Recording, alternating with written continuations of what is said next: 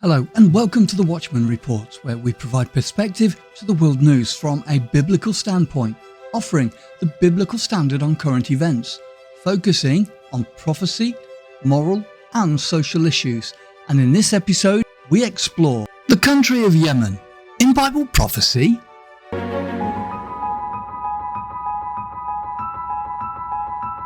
Hello, Yemen is a country in southern Arabia. To the west is the Red Sea, to the south is the Gulf of Aden, and to the east is the Arabian Sea. There is a lot of uncertainty and conflict in the country at the present time. It is currently ruled by a presidential leadership council. In Ezekiel 38 we have the prophecy of the great invasion from the north, which will come against Israel just prior to when the Lord Jesus Christ will establish the kingdom of God upon the earth. Some countries will object to the invasion, as shown in verse 13. Sheba and Dedan and the merchants of Tarshish, with all the young lions thereof, shall say unto thee, Art thou come to take a spoil? Hast thou gathered thy company to take a prey, to carry away silver and gold, to take away cattle and goods, to take a great spoil? It could be shown that Tarshish refers to Britain, and Dedan refers to Saudi Arabia.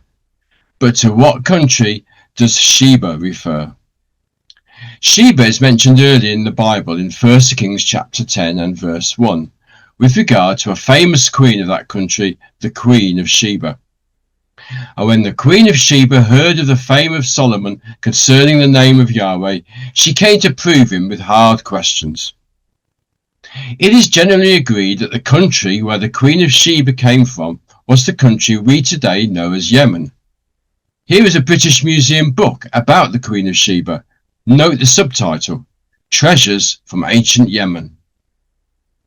During the 19th century, Yemen, or at least the immediate territory around the port of Aden, came under the control of the British and became part of its empire.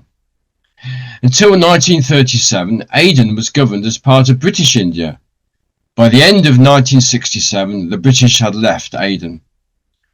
Subsequently, Yemen consisted of two countries, the Yemen Arab Republic to the north and the People's Democratic Republic of Yemen to the south. The country was unified in 1990.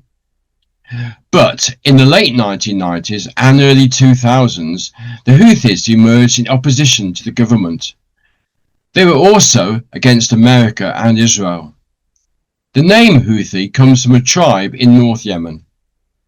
The original leader was Hussein al-Houthi, but he was killed in 2004 and was replaced by his brother. In 2014, the Houthis took control of Sanaa, the capital city. In 2015, there was a Saudi-led military intervention in an attempt to restore the internationally recognized government. Since then, there has been an ongoing civil war. There was also Houthi missile and drone attacks against Saudi Arabia and United Arab Emirates. In recent years, there have been attacks by the Houthis against shipping in the Red Sea. For example, in November 2023, they hijacked the ship Galaxy Leader. There have been attacks against the Houthis by countries such as the US, UK and Israel. In recent weeks, there have been tensions between Saudi Arabia and the UAE with regard to their involvement in Yemen. In a recent speech to the UN Security Council, Ambassador James Karuki, UK Chargé d'Affaires to the UN, asserted that disunity in southern Yemen is in no one's interests and undermines efforts towards lasting peace and prosperity for the Yemeni people. UNICEF says that the Yemen crisis is one of the largest humanitarian crises, particularly affecting children in the world. Bible prophecy shows that when the events of Ezekiel 38 takes place, Yemen will be speaking with one voice with Saudi Arabia, Britain and the Commonwealth of Nations.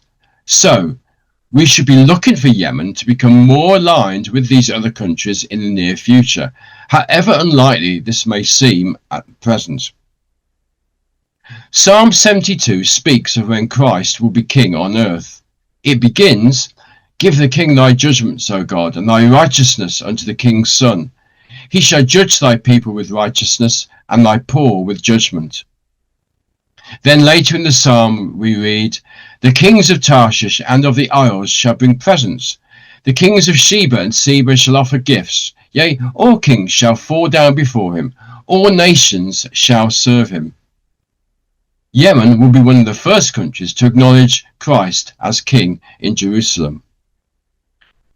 Isaiah in chapter 60 also spoke of Sheba bringing wealth to Israel when Christ is king. "The multitude of camels shall cover thee, the dromedaries of Midian and Ephah. All they from Sheba shall come. They shall bring gold and incense, and they shall show forth the praises of Yahweh." So, whatever the problems Yemen has at the present time, it has a bright future to look forward to once Christ has returned. Thanks for staying with us for this report. We pray that the video report has provided some clarity to the situation in the Middle East.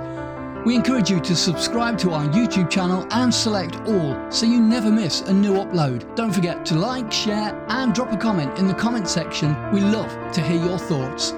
Make sure you follow our playlist and never miss a new report. Until next time, God willing, this has been the Watchman Report, bringing perspective to current world news from a biblical standpoint.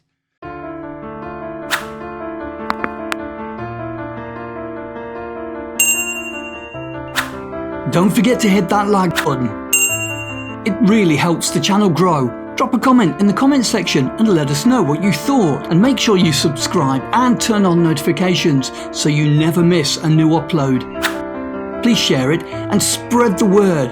Thanks for watching. And remember to come back soon.